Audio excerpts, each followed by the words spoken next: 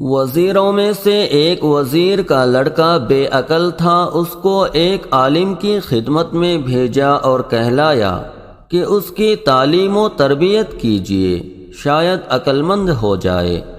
ایک مدت تک تعلیم دی، کوئی فائدہ نہ ہوا تو اسے اس کے باپ کے پاس بھیج دیا کہ یہ تو عقل مند نہیں ہوتا مگر مجھے پاگل کر دیا۔ کوئی شخص اچھی طرح صاف نہیں کر سکتا اس لوہے کو جس کی ذات بری ہوتی ہے، جبکہ اصل جوہر میں قبولیت کا مادہ ہو تو تعلیم کا اس پر اثر ہوگا۔ اگر کتے کو 7 سمندروں میں تو دھوئے جتنا کہ بھیگے گا اور ناپاک ہوگا۔ عیسیٰ کے گدھے کو اگر مکے لے جائے، جب واپس آئے گا تب بھی گدھا ہی رہے گا۔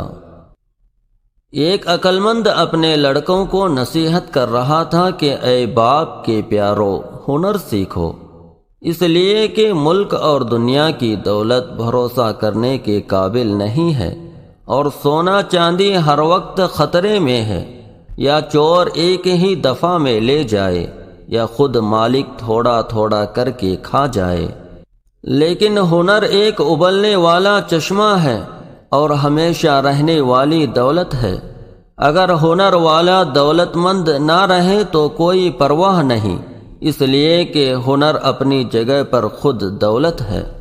جہاں جائے گا قدر دیکھے گا اور بلند جگہ پر بیٹھے گا، اور بے ہنر لقمہ چنے گا اور سختی ہی دیکھے گا۔ مرتبے کے بعد کسی کی حکومت سہنا بہت دشوار ہے، ناز کی عادت ڈال کے آدمیوں کا ظلم سہنا بہت مشکل ہے۔ ایک وقت ملک شام میں ایک فتنہ برپا ہو گیا، ہر ایک شخص اپنے اپنے گوشے سے روانہ ہو گیا۔